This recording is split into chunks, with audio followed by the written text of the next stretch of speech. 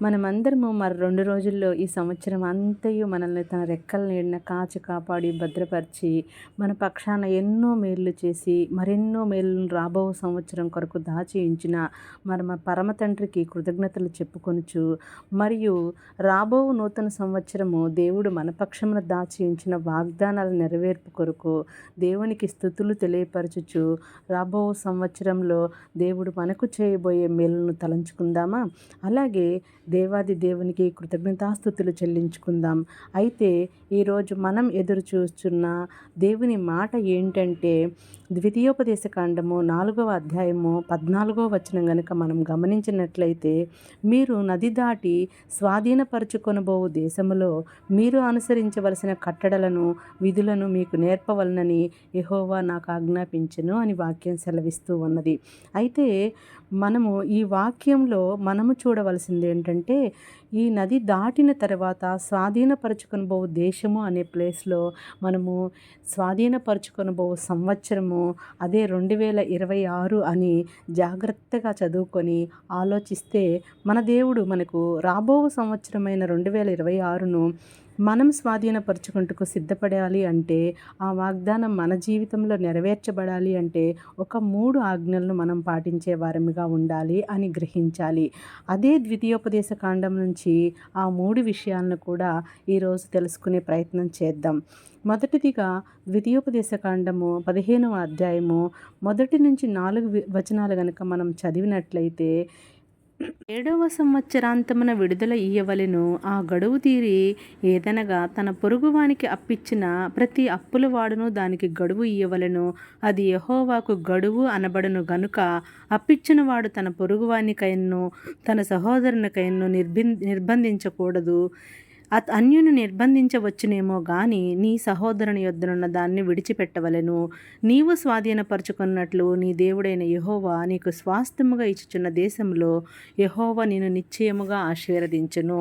ఇక్కడ మనము ఒక విషయాన్ని గమనించినట్లయితే, యెహోవా మనకు రాబో సంవత్సరాన్ని స్వాస్థ్యముగా ఆశీర్వాదకరంగా చేయాలి అంటే మనము విడిచిపెట్టవలసినవి కొన్నున్నాయి, మనము క్షమించుకోవాల్సినవి కొన్నున్నాయని మనం గ్రహించాలి.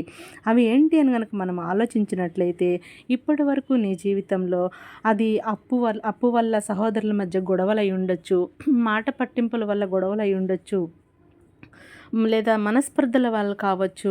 వాటన్నిటినీ దేవుని ప్రేమతో క్షమించే వారముగా ఉండాలి.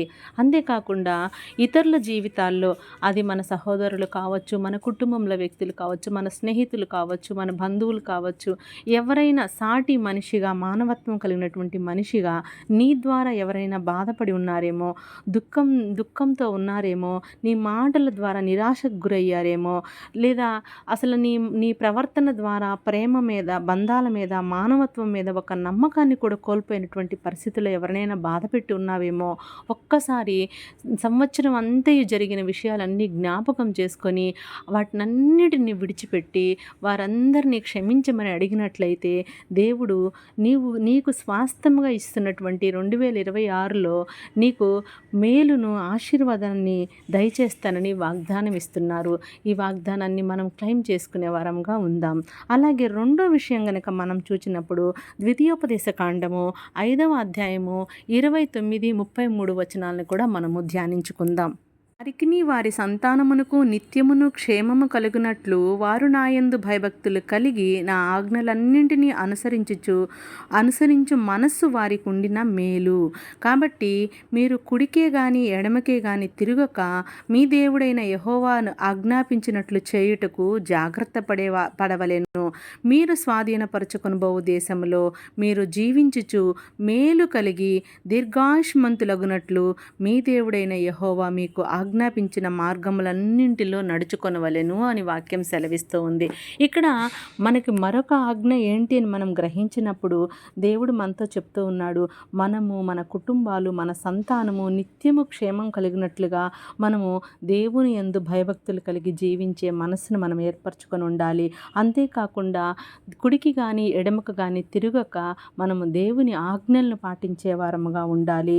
అలాగే దేవుడు చేసినటువంటి మేలుల్లో దేవుడు ఏర్పాటు చేసిన మార్గముల్లో స్థిరపరచుకున్నట్లుగా జాగ్రత్త పడి నడుచుకునే వారముగా ఉన్నప్పుడు మన కుటుంబాలను దేవుడు దీవిస్తాడు, దీర్ఘాయుష్మంతులుగా చేస్తాను అని వాగ్దానం చేస్తున్నాడు. మన మేలులు చేసే దేవుడుగా ఉన్నాడని గ్రహిద్దాం. అలాగే మూడవదిగా మనం చూచినప్పుడు ద్వితీయోపదేశకాండము 26వ అధ్యాయము మొదటి 3 వచనాలు కనుక మనము ధ్యానించుకున్నట్లయితే మరొక ఆజ్ఞను మనము తెలుసుకుందాం. నీ దేవుడైన యెహోవా నీకు స్వాస్థ్యముగా ఇచ్చుచున్న దేశమునకు నీవు వచ్చి దాన్ని స్వాధీనపరచుకొని దానిలో నివసించినప్పుడు నీ దేవుడైన యెహోవా నీకిచ్చుచున్న నీ భూమిలో నుండి నీవు కూర్చుకుని భూఫలములన్నింటిలోనూ ప్రథమ ఫలములను తీసుకుని గంపలో ఉంచి నీ దేవుడైన యెహోవా తన నామ మందిరమునకు ఏర్పరచుకున్న స్థలమునకు వెళ్ళి ఆ దినముల్లో నుండి యాజకుని వద్దకు పోయి యెహోవా మన పితరులకిచ్చదని ప్రమాణము చేసిన దేశమునకు నేను వచ్చి ఉన్న సంగతి నేడు నీ దేవుడైన యెహోవా సన్నిధిన ఒప్పుకొనుచున్నానని అతనితో చెప్పవలెను. చూసారా, ఇప్పుడు ఫస్ట్ ఏం చెప్పారు? మనము ఎవరినైతే బాధించామో వారందరి దగ్గర క్షమించమని అడగాలి. రెండవదిగా దేవుని మాటల్లో భయభక్తులు కలిగి ఉండాలి. మూడవదిగా చూసినప్పుడు మనం దేవుని సన్నిధికి వెళ్ళి నీకు దేవుడు స్వాధీనంగా ఇవ్వబోతున్నటువంటి సంవత్సరం అనగా 2026లో నీవు దేవుని సన్నిధి దగ్గరికి వెళ్ళి నీవు దేవుడు ఇంతవరకు నిన్ను సజీవుల లెక్కలో దేవుడు నడిపించినందుకు కృతజ్ఞతాస్తుతులు చెల్లించుకుంటూ నీవు కూర్చుకున్నటువంటి ప్రతి విషయంలో నీ సంపాదనలో కావచ్చు, నీ ప్రథమ ఫలంలో కావచ్చు, నీ మనసు హృదయార్పణలో కావచ్చు, 10వ భాగాన్ని దేవుడికి ప్రథమ ఫలాన్ని దేవుడికి అర్పించి దేవుని సన్నిధికి నేను వచ్చాను అని యాచకుని దగ్గర ఒప్పుకునేటువంటి వ్యక్తిగా నీవు ఉండాలి. మనము కృతజ్ఞతలు చెప్పేటువంటి వ్యక్తులుగా మనం ఉండాలి. మనల్ని సజీవులుగా ఉంచినందుకు దేవుని సన్నిధిలో ఇచ్చే వ్యక్తిగా మనం ఉండాలని దేవుడు కోరుతూ ఉన్నాడు. ఈ 3 ఆజ్ఞలు కనుక మనం పాటించి రాబో సంవత్సరంలోకి మనం అడుగు పెట్టినట్లయితే దేవుడు మనకి ఇచ్చేటువంటి ప్రతిఫలాలు ఏంటో చూసాము. ఎవరిని బాధించారో వారిని క్షమాపణ అడగాలి. దేవుని యందు భయభక్తులు కలిగి జీవించదనని వాగ్దానాన్ని మనం పుచ్చుకోవాలి.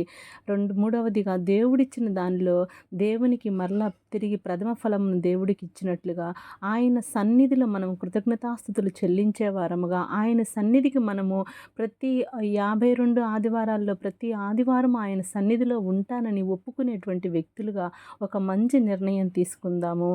అలాగే మనకి రాబో సంవత్సరాన్ని ఆనందమయంగా చేసుకుందాము. మన జీవితాల్లో గొప్ప మేలు దేవుడిస్తాడని విశ్వాసముతో దేవుడిచ్చినటువంటి వాగ్దానాలతోటి ముందుకు నడిచే వారముగా ఉండాలని అందరికీ wish you the happy very prosperous new year తెలియజేసుకుంటూ నూతన సంవత్సర శుభాకాంక్షలను తెలియజేసుకుంటూ దేవుడు సదాకాలం మనందరికీ తోడై ఉండి గొప్ప కార్యాలను మన జీవితాల్లో నడిపించాలని కోరుకుంటున్నాను. All the best. Thank you. Praise the lord.